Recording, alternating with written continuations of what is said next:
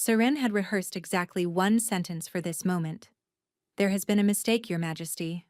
Simple, clear, dignified. What actually came out of her mouth was, "I am not who you think I am, and I am so sorry about the letters." The Great Hall did not gasp. It did something worse. It went silent. The kind of silence that has weight. The kind that presses down on your shoulders and makes your knees want to buckle. 40 nobles, 12 advisors, 6 guards, and a boy carrying a tray of wine goblets all turned to stare at the woman standing at the foot of the king's dais in a borrowed dress with ink still faintly staining her fingertips. King Soren Kaleheart sat on his throne like he had been carved from the same dark stone that built it. His jaw was set.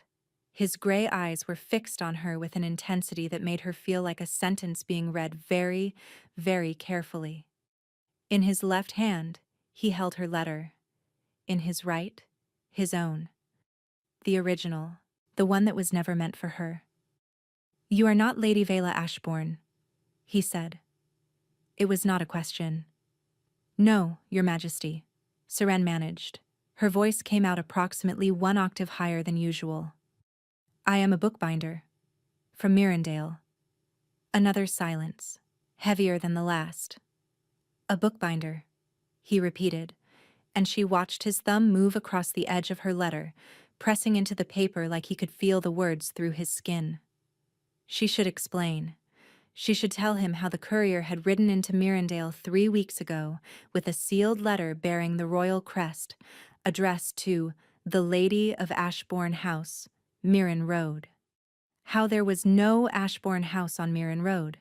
How there was only the bookbindery where Seren had lived since she was old enough to hold a needle and thread, and the courier had knocked on her door because it was the only door on Mirren Road with a woman behind it. She should tell him how she had opened the letter because it had been delivered to her, and how the words inside had stolen her breath. She had not known they were royal.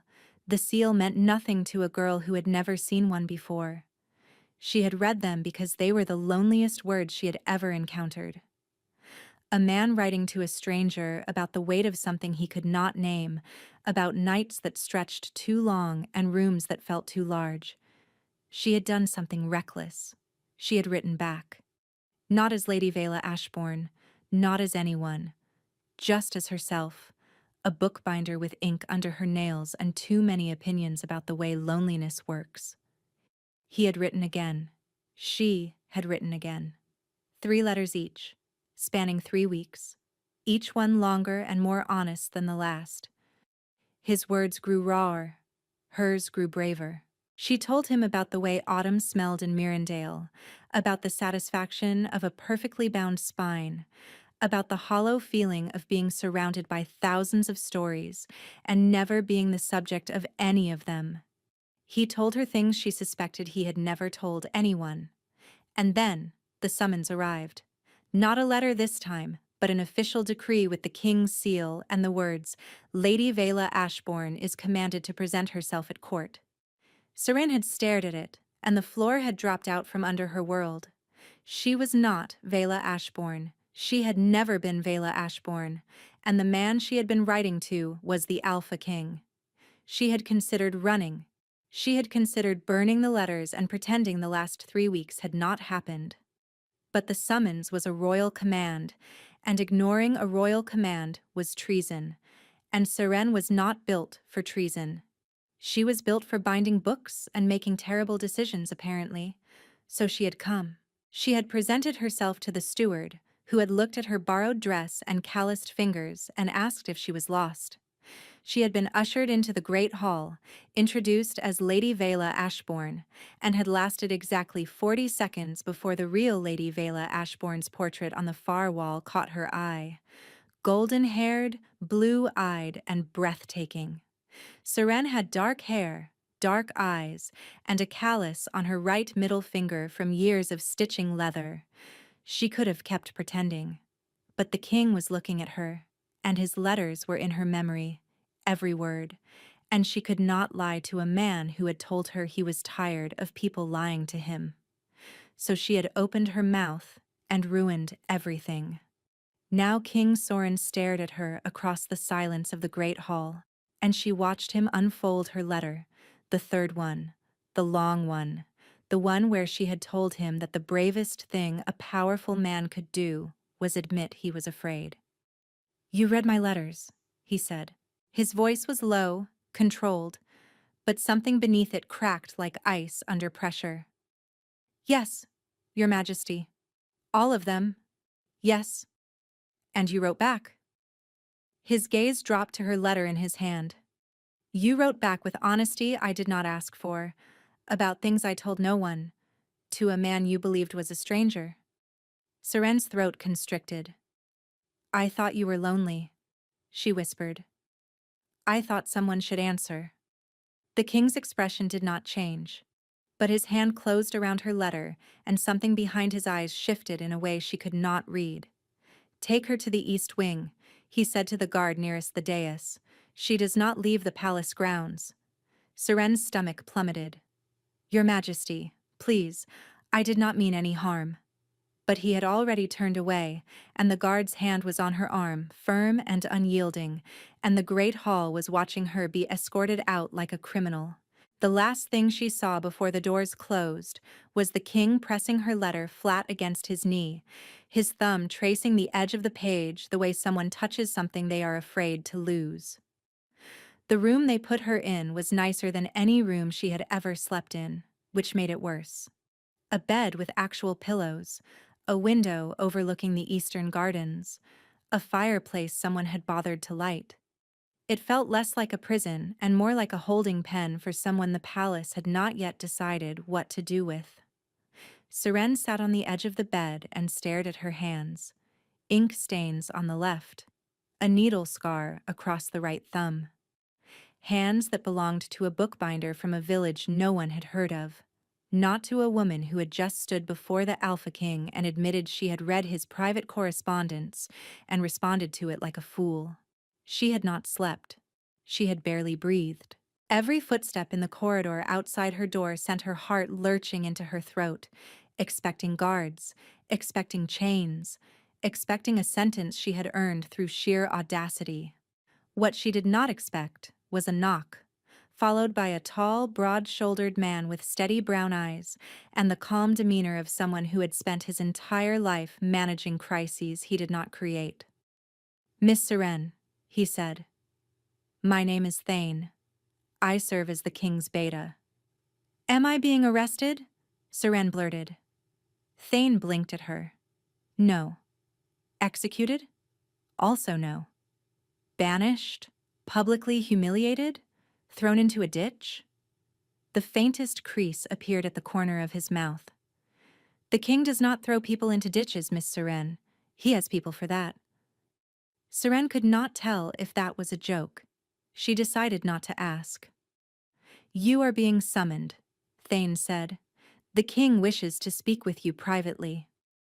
The walk through the palace corridors felt like walking to the edge of a cliff. Thane walked beside her in silence, and Seren tried to read something in his expression. She failed.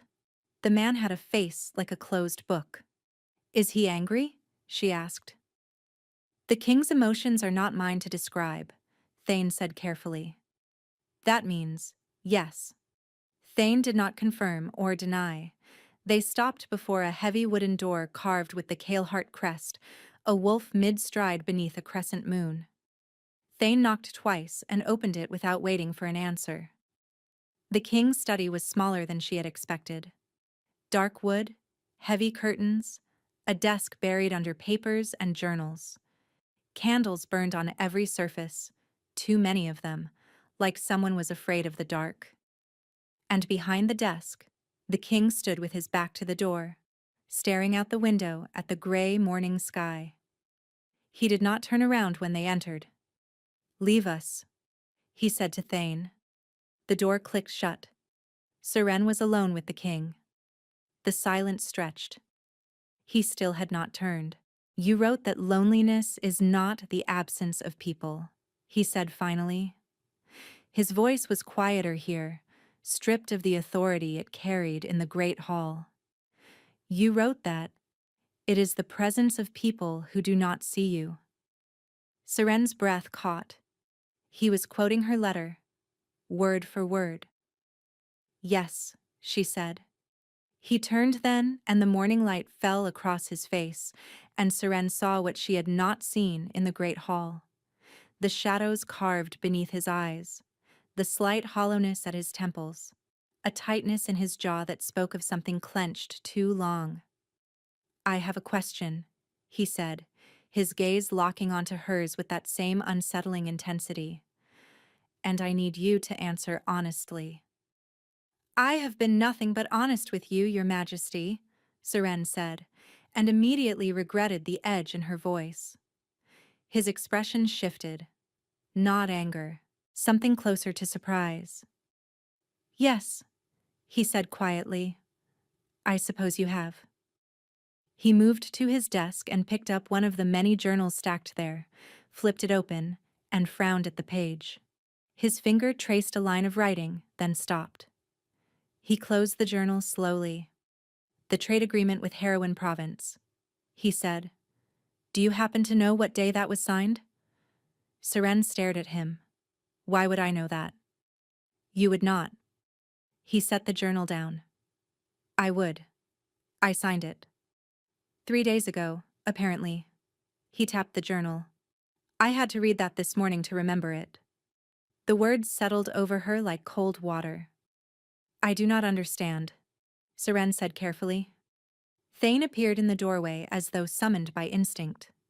The king looked at his beta, and something passed between them, silent and heavy. Tell her, Soren said.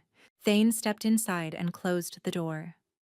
The king has a condition, he said, his voice measured. His memories are failing. Not from age, not from injury. They simply vanish. Each morning, pieces of the previous days are gone. Names, faces, conversations, decisions. They dissolve like ink in water. Seren felt the floor tilt beneath her. How long? She whispered. 14 months, Thane replied. 14 months.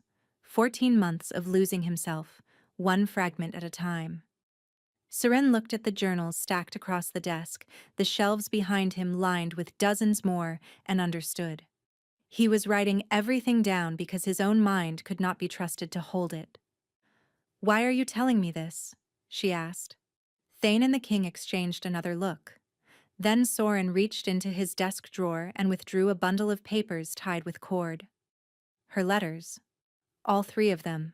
I remember these, he said. Every word, every sentence, every detail you shared about Autumn and Mirandale and the smell of binding glue and the way you described the feeling of being invisible. He set the letters on the desk between them. I forget the names of my own advisors. I forget treaties I negotiated. Yesterday, I forgot that my mother preferred lilacs. His voice did not waver, but something beneath it splintered. But I remember your letters like I read them this morning. The quiet that followed pressed against her eardrums like a held breath. Stay, Thane said.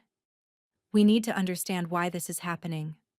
Seren looked at the king, at the journals, at the letters, at the man who was losing himself and somehow holding on to her words like they were the last solid ground in a world that was dissolving beneath his feet.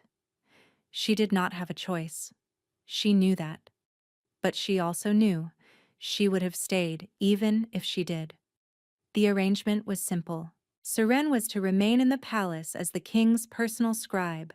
She would attend his meetings, sit at the edge of his study while he worked, and read to him when documents required review. The official explanation given to the court was that she possessed a rare skill in archival transcription. The unofficial truth was that the king's beta wanted her within arm's reach of the king at all times to see if her presence continued to slow whatever was eating his memory alive. No one used the word curse. Not yet. But Seren thought it every time she watched Soren pause mid-sentence, his eyes going distant, his hand hovering over a page while he searched for a word that had been there a moment ago and was now simply gone. The first 3 days were brutal. He barely acknowledged her. She sat in a chair against the wall of his study and transcribed documents while he worked in silence. He never looked at her directly.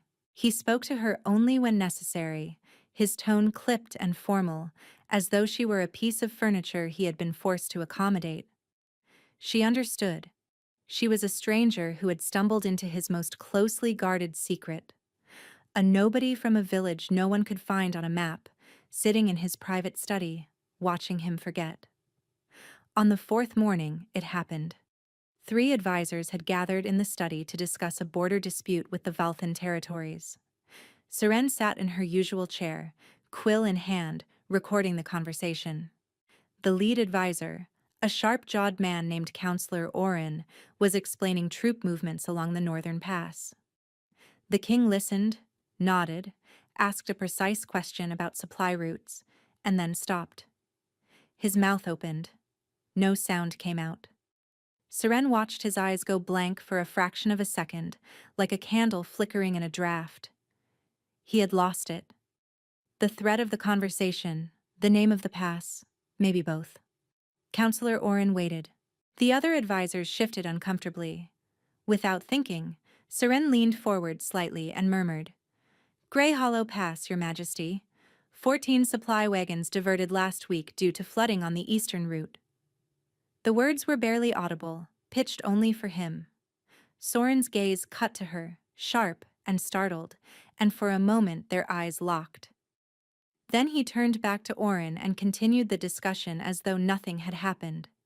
His voice was steady, his questions precise, his authority absolute. No one else noticed. But Seren's hands were shaking. After the advisors left, the king sat motionless behind his desk for a long time. Seren did not move either. She barely breathed. "Grey Hollow Pass," he said finally, not looking at her. "You remembered that." "I wrote it down yesterday when you approved the supply diversion," Seren said quietly. "I approved a supply diversion," he repeated, and the flatness in his voice made her chest ache because she could hear it. The gap where the memory should have been, the hollow space where knowledge had lived and been stolen. She wanted to say something comforting, something wise. What came out was, "You also approved a new stable roof and complained about the cost of nails for 11 minutes. I have detailed notes on the nail situation if you need them." Soren looked at her. For one terrible second she thought she had overstepped entirely. Then the corner of his mouth moved. Not a smile, not quite, but something adjacent to one, something that lived in the same territory. 11 minutes, he said. "I timed it," Seren confirmed. He held her gaze a moment longer than necessary, and something in the room shifted, subtle and unnamed. After that, a pattern formed. Seren stopped being a scribe who happened to be in the room and became something else, a bridge between the king and the parts of himself that kept disappearing. She anticipated his gaps, supplied missing names before the silence could stretch, guided him back with murmured phrases no one else could hear, and handed him her notes without being asked. They did not discuss it. He did not thank her. But on the 6th day, she arrived at the study to find a new quill on her desk. Not the standard issue quill the palace supplied to scribes. A proper one, goose feather, perfectly trimmed, the kind that cost more than she earned in a month back in Mirandale. "Thank you for the quill," she said that evening as she organized her transcription pages. The king did not look up from his journal. "What quill?" Seren bit back a smile and said nothing.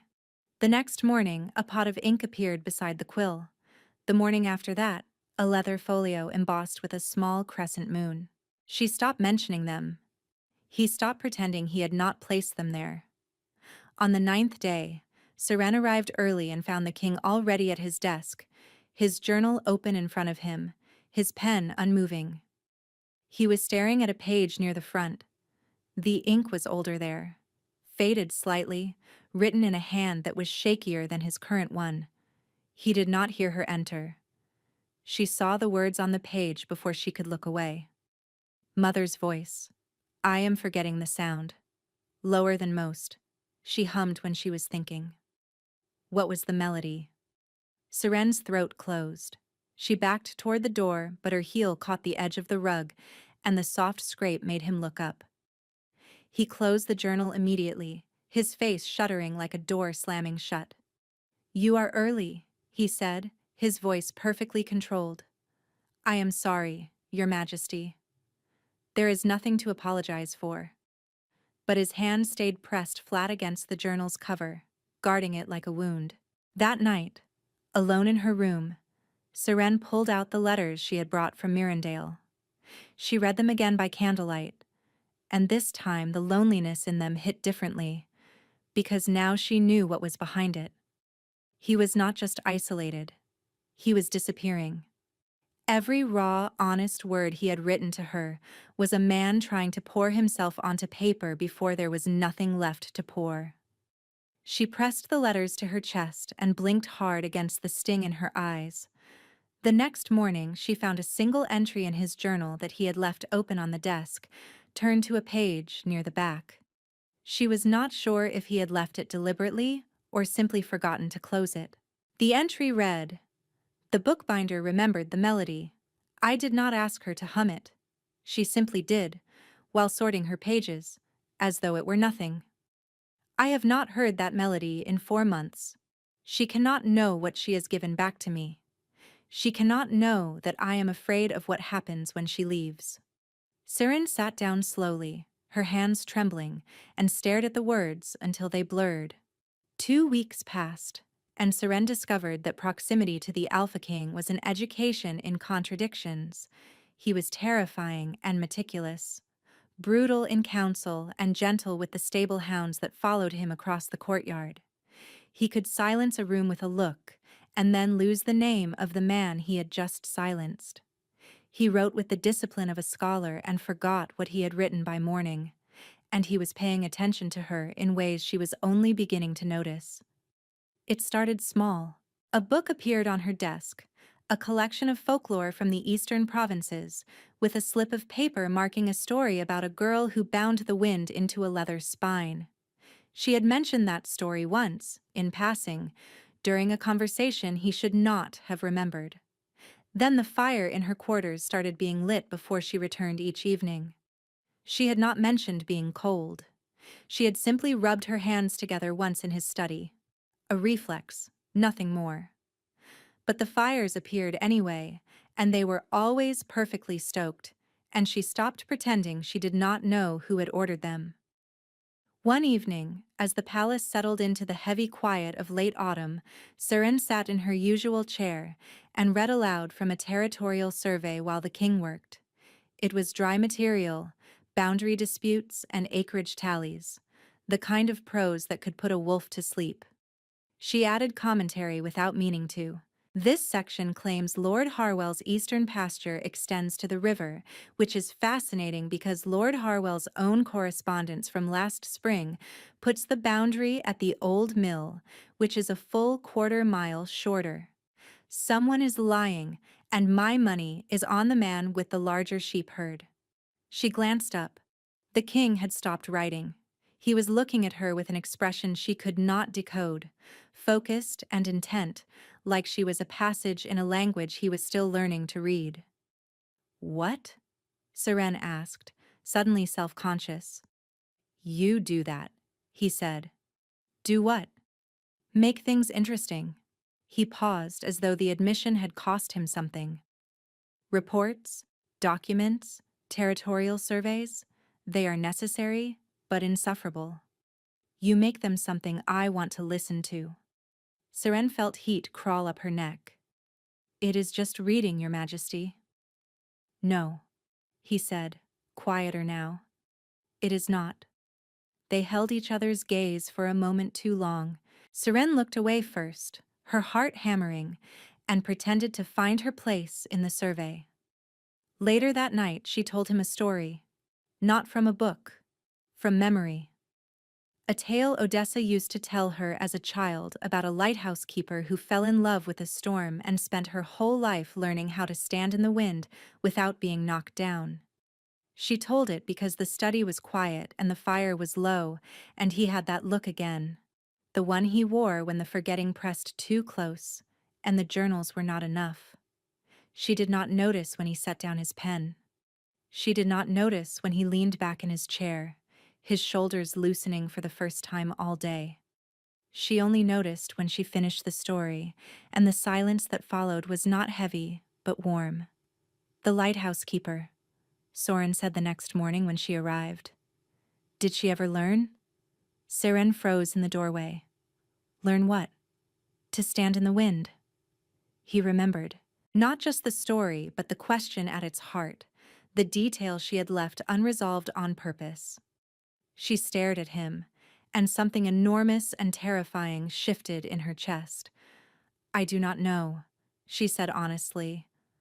Odessa never finished the story. She said some stories do not end. They just keep happening. "I like that," he said, and the softness in his voice almost undid her. She went to Thane that afternoon. "The king remembered my story," Seren said without preamble. "Word for word, from last night. But he forgot Counselor Oren's name again this morning. Oren has served him for 6 years. How is that possible?" Thane studied her for a long moment. "We do not know, but it is getting worse. He is losing more each week. Faces now. Voices. Yesterday, he could not remember which door led to his mother's old chambers." Seren's stomach dropped. "If it follows its current course," Thane continued, "the king will lose the ability to recognize his own counsel within 3 months. Within 6 months, he may not remember his own name." The room tilted. Seren gripped the edge of the desk. "But you," Thane said, his gaze sharpening. "Everything connected to you, he holds. Your letters, your stories, your words, your face. We have tested it carefully. You are the only exception." Seren shook her head. "That does not make sense." "No," Thane agreed. "It does not. Which is why you are going to stay close to him, closer than before. Not just in his study. I want you present at his evening briefings, at his meals. Whatever you are doing to anchor his memory, we need more of it." "I am not doing anything," Seren protested. "I am just there." Thane gave her a long, measured look. "Then just be there more." That night, Seren could not sleep. She lay in her borrowed bed and thought about a man who could command armies and silence a hall full of nobles with a single word, but who could not hold on to the sound of his own mother's voice. And she thought about the impossible fact that he could hold on to hers. She was not special.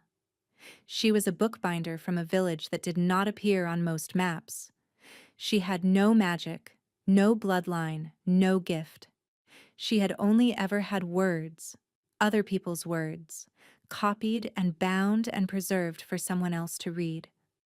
But his words had changed something in her, and her words had changed something in him. At some point, sleep found her, and then the dream found her. She was standing in a vast gray space that stretched in every direction without walls or horizon. The air was cold and still and tasted like dust. Around her, rising from the ground like silent monuments, stood thousands of library shelves, stretching higher than she could see, packed with books and scrolls. But they were dissolving. As she watched, a book on the nearest shelf trembled, then its spine cracked, and its pages curled inward and turned to fine gray ash that drifted upward and disappeared. Another followed, then another. A slow, relentless cascade of disintegration, an entire library unmade one volume at a time. Seren walked forward, her bare feet making no sound. The silence pressed against her like a living thing. She found him at the center. Soren stood with his back to her, motionless, watching a shelf directly in front of him. The books on it were older than the others, their spines cracked and faded. As she watched, one of them began to tremble. He reached for it, and his hand passed through it like smoke. "You should not be here," he said without turning around. His voice was flat, exhausted. like a man who had watched this happen every night for 14 months and had stopped believing it could be stopped. Serene opened her mouth to answer, but the gray space lurched, the shelves groaned, and a sound like tearing paper ripped through the silence. She woke gasping, her sheets twisted around her legs, her heart slamming against her ribs. Morning light crept pale and thin through the curtains. She could still taste the dust on her tongue. She could still feel the cold. And she could still see him standing in that terrible, endless library, watching himself disappear one memory at a time, completely and utterly alone. 3 weeks in, and Seren had become fluent in the language of a man who was losing himself. She knew the signs now. The slight pause before he spoke, the way his hand would drift to his journal before answering a question, the barely perceptible tightening around his eyes when a name dissolved mid-thought. She knew the difference between a natural pause and a desperate search through empty shelves. She also knew things about him that had nothing to do with his condition. She knew he drank his tea without honey, even though he clearly preferred it sweet. She knew his handwriting changed when he was tired, the letters growing wider and looser. She knew the sound of his breathing when he was concentrating, slow and measured, and the sound of it when the forgetting crept close, shallow, and held in the chest like a man bracing for a blow. She was learning him the way she had once learned books, by the texture and the grain and the places where the binding showed strain. And he was learning her. You chew the end of your quill when you disagree with something but have decided not to say it, he observed one afternoon, without looking up from his correspondence. Seren pulled the quill from her mouth. I do not. You are doing it now. I was thinking. You were disagreeing. He glanced up, and the faintest trace of warmth flickered across his expression. With what? Seren hesitated. Councillor Oren's proposal to tax the river merchants. It will collapse the grain trade within 2 seasons. But it is not my place to say so. And yet, you just said so. You asked. I did. He held her gaze, and something in the silence between them felt different from the silences that had come before. Charged. Intentional. Like he was choosing to look at her, rather than simply forgetting to look away. Serene's wolf stirred. It was faint. Barely a flutter beneath her ribs, but it startled her so badly she knocked her inkwell sideways. Black ink bled across the desk like a wound. She scrambled to contain it, muttering apologies, pressing a cloth against the spreading stain. The king said nothing, but when their hands brushed as he passed her a dry cloth, the flutter became a pull, sharp and low in her chest, and Seren yanked her hand back like she had been burned. Her wolf had been quiet her entire life, dormant. Odessa had told her some wolves simply slept longer than others. Seren had accepted this the way she accepted most things about herself, as evidence that she was less than what she was supposed to be, but now something was waking up. And it was pulling toward him. She went to Thane that evening. I need the truth, she said, standing in the doorway of his office. All of it. What is happening to the king is not a disease, is it? Thane set down his pen and studied her with those steady, unreadable eyes. No, he said, it is not. The story came out in pieces, measured and deliberate, as though Thane had been waiting for someone to finally ask the right question. 2 years ago, the king had led a campaign against a rogue Alph named Erevan, who had been raiding the border settlements, burning villages, and terrorizing families who refused to submit to his authority. Soren had pursued every diplomatic option. Erevan had rejected all of them. When a delegation of 3 unarmed envoys never returned from Erevan's camp, Soren had marched. The war was brief and devastating.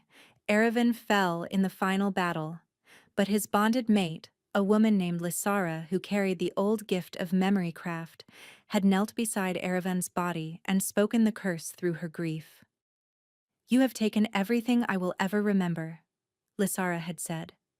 Now everything you remember will be taken from you, not all at once, slowly, until there is nothing left but the forgetting. Memory craft, Seren repeated, her voice hollow. An old magic, Thane confirmed. Rare, nearly extinct. It binds directly to the mind. Our healers have tried everything. Herbalists, seers, even a witch from the northern marshes who owed the crown a debt. Nothing has slowed it. Nothing except me, Seren whispered. Thane's silence was confirmation enough. How long does he have? She asked. At the current rate of deterioration, 3 months, perhaps 4. After that, he will not remember who he is, where he is, or why any of it matters. Thane paused. He will still be alive. His body will function. But the man inside will be gone. Siren gripped the doorframe. That night, she sat beside him in the study as usual. He was writing in his journal, his pen moving in quick, precise strokes. The fire crackled. The wind pressed against the windows. Everything felt unbearably normal. Your Majesty, she said quietly. He looked up. Tell me something you are afraid of forgetting. The pen stopped. He stared at her for a long moment, and she watched the walls behind his eyes shift, not falling, but thinning, becoming translucent. My father's hands, he said. He had a scar across his left palm from a hunting accident. He used to press that hand against my head when I was small. I can still feel the ridge of it. He paused. Some mornings, I cannot remember which hand it was. Seren's eyes burned. She reached out and took his hand before she could stop herself. His fingers closed around hers immediately, tight, instinctive, and the pull in her chest flared so sharply it stole her breath. His pupils dilated. His breathing changed. Seren, he said, and her name in his mouth sounded like a word he had been practicing in the dark. She should have let go. She held on. The room blurred. The fire dimmed. The walls dissolved. She was in the gray space again. The library. But this time it was louder. The sound of disintegration echoing from every direction. A constant rustling whisper of pages turning to ash. Shelves groaned. Volumes crumbled. The dust was thicker now, coating her tongue, her lungs. She saw him across the ruins, standing before a shelf that was half empty. His hand hovered over a book, whose spine was cracking before his eyes. This place will take you too, he said again. But this time, his voice cracked on the last word. The library shuddered. Seren was ripped backward through the gray, and she gasped awake in the study, her hand still locked in his. Soren was staring at her, his face white. You were there, he said. It was not a question. You saw it. Seren's heart hammered. How long has it been like that? He pulled his hand free slowly, and the loss of contact left a cold hollow in her chest that made her gasp. Every night, he said. Every single night for 14 months. By morning, everything had changed. Seren woke to pounding on her door. Thane stood in the corridor, his face drawn tighter than she had ever seen it. The king knows you entered the Fade, he said. He is requesting your presence. Immediately. Requesting, Seren noticed, not summoning. The distinction should have been comforting. It was not. She found Soren standing by the window of his study, his back to the door, his shoulders rigid beneath his shirt. He did not turn when she entered. The journals on his desk were closed. The quill she had come to think of as hers had been removed. How many times? He asked, his voice stripped of everything except control. Twice, Seren said. Last night and once before, 3 weeks ago. 3 weeks. He turned, and the expression on his face was worse than anger. It was fear. Raw and undisguised, the kind of fear that only surfaces when something precious is threatened. You have been entering that place for 3 weeks, and you said nothing. I did not understand what it was. It does not matter what it is.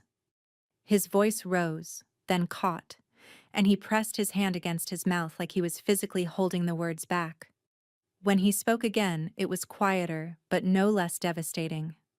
What matters is that it is mine, my curse, my prison. And you walked into it like it was a room with an open door. I did not choose to go there, Seren said, her voice shaking. I touched your hand, and it pulled me in. Something fractured behind his eyes. Then we stopped touching. The words landed like a physical blow. Serene felt them in her sternum, a sharp crack that radiated outward. Your Majesty, we stop all of it. He moved behind his desk, putting furniture between them, putting distance where there had been warmth. The proximity, the evenings, the stories. You will be reassigned to the palace archives. Thane will arrange new quarters on the opposite side of the grounds. You cannot be serious. I am entirely serious. His jaw was set like iron, but his hands were trembling. She could see them, pressed flat against the desk, shaking. If the fade takes hold of you, there is no coming back, he said. I have watched it consume my memories for over a year. I will not watch it consume yours. That is not your decision to make. I am the king, he said, and the authority in his voice should have been absolute, but it was undermined by the way his breath hitched on the last word. Everything in this palace is my decision. My mind is not your palace. Seren shot back, and she saw the words hit him, saw him flinch like she had struck him across the jaw. The quiet between them was unbearable. Please, he said, and the words sounded foreign in his mouth, like something he had not used in years. Please go, before I cannot let you. Seren stared at him, at the trembling hands and the rigid shoulders and the fear in his eyes that had nothing to do with losing his own mind and everything to do with losing hers. She left. She walked back to her quarters on legs that felt borrowed, packed the few belongings she had accumulated, and let a guard escort her to a small room in the western wing that smelled like dust and disuse. The bed was narrow. The window faced a stone wall. There was no fireplace. She sat on the edge of the bed and pressed her hands together in her lap and did not cry. She refused. She would not give this moment tears. 3 days passed, then 4, then 5. The absence hit like a slow poison. It started in her chest, a persistent ache that spread outward into her limbs, her throat, her head. Migraines arrived on the second day, brutal and blinding. Her appetite vanished. Her wolf, so recently awakened, paced and whined beneath her skin like an animal in a cage too small for its body. She heard things, fragments, his voice reading from a report, the scratch of his pen, the way he breathed when he was concentrating. Phantom echoes of a man she was being kept from. On the 4th day, she forgot the name of the ink supplier in Mirandale. A man she had ordered from every month for 6 years. She stood at the wash basin, her hands dripping, and felt the name dissolve like sugar in water. There one moment and simply absent the next. Terror seized her by the throat. On the 6th day, Thane found her in the archives where she had been reassigned. She was sitting at a desk surrounded by catalogs she could not focus on, her hands trembling, her skin pale. You look terrible, he said. Thank you. He looks worse. Thane pulled a chair beside her and sat. He has lost 9 days of memory since you were removed from his presence. 9 days in less than a week. Before, with you near him, the loss had slowed to fragments. Now entire blocks are disappearing overnight. Seren closed her eyes. Is he sleeping? He is not. The fade takes him the moment he closes his eyes, and without you there, nothing pulls him out. He woke this morning and did not recognize Counselor Hale. He has known Hale for 12 years. And he still will not let me come back? He would sooner lose himself entirely than risk harming you, Thane said quietly. That should tell you everything you need to know about how he feels. It did. And it made the ache in her chest infinitely worse. On the seventh morning, Seren woke and could not remember Odessa's face. The shape of it was there, the sense of warmth and ink-stained fingers, but the specifics had blurred like a painting left in the rain. She sat upright in bed, her heart slamming, her hands shaking, and understood with perfect, horrifying clarity what was happening. The curse was spreading. Through whatever connection bound her to Soren, the Fade was reaching for her, too. She was starting to forget. An hour later, a messenger arrived at her door. "Miss Seren," the boy said, out of breath and wide-eyed. "The beta sent me." The king collapsed during the morning council.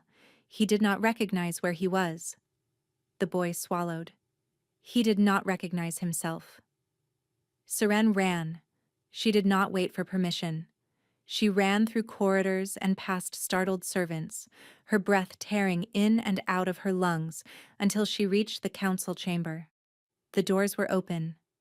Inside, the chamber was nearly empty. Overturned chairs. A water pitcher shattered on the floor. And at the far end of the long table, Soren sat with his head in his hands while Thane knelt beside him. He looked up when she entered. For one terrible, endless second, his eyes were blank, empty. The gray of them flat and unfocused, like windows in an abandoned house. Then recognition flickered. Faint at first, then brighter, spreading across his face like dawn. "Seren," he said. Her name. He remembered her name. She crossed the room and dropped to her knees in front of him, taking his face in her hands. His skin was cold. His eyes were bloodshot. He looked like he had not slept in a week, which, she realized, he probably had not. "How bad?" she asked Thane without taking her eyes off Soren. "He lost consciousness for nearly a minute," Thane said. "When he came to, he did not know the year, did not know the room. It took almost 10 minutes to orient him." Serene's thumbs moved across Soren's cheekbones, steadying him. His eyes tracked her face with desperate focus, like she was the only fixed point in a world that had gone liquid. "You are not supposed to be here," he murmured. "And you are not supposed to be dying," Seren replied. His jaw tightened. "I gave you an order." "You gave me a terrible order, and I am ignoring it." A crack appeared in his composure. Not amusement. Something rawer, something closer to relief. "I am forgetting too," Seren said. The words fell out of her before she could soften them. "Since you sent me away. I forgot my ink supplier's name. I forgot Odessa's face. Not all of it, but enough. Enough to know it is happening." The color drained from his face. "No," he breathed. "Yes." Seren held his gaze. "Your curse. It is spreading through whatever connects us. And sending me away made it worse for both of us. Not better." Soren shook his head. "That is not possible. The curse was spoken for me. It should not be able to reach you. And you should not be able to remember my letters when you cannot remember your own advisors," Seren countered. "Nothing about this follows the rules you think it does." Thane rose slowly. "I will clear the corridor," he said, and something in his voice suggested he understood more than he was saying. He left without another word, pulling the chamber doors shut behind him. Neither of them spoke. The chamber felt vast and still. Soren stared at her, and she watched the war behind his eyes, the desperate pull between protecting her and needing her, between duty and the thing neither of them had named. "I dream about the letters," he said. His voice was barely above a whisper. "They are the last thing the Fade takes each night and the first thing that comes back each morning. I hold on to them like a rope in the dark." He paused, his breathing ragged. "I have lost my father's scar. I have lost my mother's voice. But I have not lost a single word you wrote." Seren's vision blurred with tears. "When you are near me, the world has edges again," he continued. "When you speak, I remember who I am. When you leave, I begin to dissolve." His hands found hers, gripping so tightly she could feel his pulse through his fingertips. "I sent you away because I could not bear the thought of you vanishing the way I am vanishing. But you are telling me the distance is destroying you, too. Yes, Seren whispered. We share a bond, he said, not as a question but as a confession, and the weight of it settled into the room like something that had been waiting a long time to be spoken aloud. I know, Seren said. I think I have known since the first letter. His forehead dropped against hers. She could feel his breath on her lips, could feel the tremor running through his body, and the pull in her chest had become almost unbearable. If I let you stay, he said against her mouth, I cannot promise you safety. I am not asking for safety. What are you asking for? Seren looked into his eyes, at the exhaustion and the fear and the longing and the impossible, stubborn refusal to break despite everything the curse had taken from him. I am asking you to stop disappearing alone, she said. He kissed her. Or she kissed him. It happened in the space between one breath and the next, and the moment their lips met, the pull in her chest erupted into something blinding. His hands cradled her face, tilting her head, deepening the kiss until she could feel it in her spine, in her bones. He lifted her, and she felt the sheer, overwhelming strength of him as he carried her through corridors she did not see, past guards who looked away, through a door that closed behind them with a sound like the world narrowing to a single room, his chambers, his bed, and a closeness that words could not describe. A connection so deep it bypassed language entirely and spoke in warmth and breath and the steady rhythm of two hearts learning to beat in time. At some point, the bond sealed. She felt it snap into place, bright and golden and vast, a bridge between two minds that the curse could not cross. Warm, alive, theirs. They lay tangled afterward, his arm around her waist, her head against his chest, his heartbeat steady beneath her ear. He was falling asleep. She could feel it through the bond, the slow surrender of consciousness, the tension draining from his body like water from a cracked vessel. Stay, he murmured against her hair. Already half gone, already sinking. Always, she whispered. He slept, deep and complete and peaceful, his breathing evening out into something she had never heard from him before, the sound of a man who was not afraid of what waited behind his eyelids. Seren closed her eyes and let sleep take her. She woke in the gray. But it was not the library she knew. The shelves were collapsing. Entire sections had crumbled into mountains of ash and dust, and the air was thick with fragments of dissolving pages. The silence that had once been oppressive was now replaced by sound, a deep, resonant cracking, like the spine of the world splitting open. And standing at the center of the destruction, her back straight and her eyes burning with fury, was a woman Seren had never seen before. The woman turned to look at her. Her gaze was ancient and patient and utterly merciless. So, the woman said, her voice echoing through the collapsing library, he found an anchor. She smiled, and the smile was the coldest thing Seren had ever seen. Let us see how long it holds. The woman's eyes were the color of a bruise, deep violet ringed with black, and they held a grief so enormous it had calcified into something harder, something sharp. Lysara, Seren breathed, and she did not know how she knew the name, only that the bond humming in her chest supplied it like a whispered warning. Clever girl, Lysara said. Her voice carried the strange acoustics of the Fade, echoing from everywhere and nowhere at once.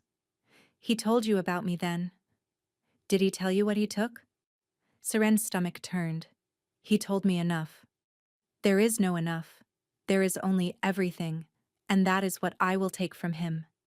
Every memory, every name, every face he has ever loved, until he is as empty as I am. The library groaned around them. Another shelf collapsed, sending a cascade of ash spiraling upward. Seren flinched but held her ground. Where is he? she demanded. Lysara tilted her head, and her gaze drifted past Seren to somewhere deeper in the ruin. Where he always is, watching, accepting. He has never once fought me here. Did you know that? Not once in 14 months. Seren turned and ran. She found him 3 rows deep in the collapsing stacks, standing before a shelf that was nearly bare. Only a handful of books remained, their spines cracked and trembling. He was watching them with the expression of a man attending a funeral he had known was coming. Soren, she gasped, reaching for him. He looked at her, and the bond between them pulsed with something that nearly drove her to her knees. Guilt. Vast, corrosive, bone-deep guilt that had been eating him alive long before Lysara's curse gave it teeth. "You should not have come back here," he said. His voice was hollow. "Stop saying that to me." "She is right." He nodded toward the darkness where Lysara waited. "I took everything from her. Her mate, her future, her reason to exist. This is what I owe." "You owe a debt," Seren said, gripping his arm. "But not this one." Through the bond she felt it, the full architecture of his guilt laid bare. Not just Erevan, the soldiers who died under his command, the villages that burned before he arrived. Every failure, every loss, every moment where he had been king and king had not been enough. The curse had taken these memories and weaponized them, whispering that a better man would have found another way. And Soren believed it. He did not fight the Fade because he believed he deserved it. "Shh. She lost her mate," Soren said, his voice cracking. "I gave the order. I ended him myself. Erevan would not yield, and I took his life, and she watched. I took a bond like ours and severed it. How do I forgive myself for that?" Lysara appeared at the end of the row, her presence darkening the air around her. "You do not," she said. "That is the point." Seren looked at the woman, at the grief that had become rage, that had become a curse, and she felt something unexpected. Not anger, recognition. "You think he deserves to lose everything because he took everything from you," Seren said to Lysara. "And he agrees with you. That is why the curse holds. Not because your magic is strong, but because he will not let it go." Lysara's expression flickered. Just for a moment. Seren turned back to Soren. "I know what it feels like to believe you deserve to be forgotten," she said, and her voice was steady even though her heart was breaking. "I was left on a doorstep before I could walk. No name, no note, no reason. Just a baby someone decided was not worth keeping." Soren's eyes found hers, and the guilt in the bond shifted, making room for something else. Attention, focus, her. "I spent my whole life believing they were right," Seren continued. "That if I had been worth remembering, someone would have remembered me. I made myself small. I lived inside other people's stories because I did not believe I deserved one of my own." Her voice broke, but she did not stop. "But that is not how it works. Being left was not evidence of what I deserved. It was evidence of what they could not give. And what happened in that war, that was not evidence of who you are. It was evidence of what war does. You did not want Erevan to fall. You begged him to surrender.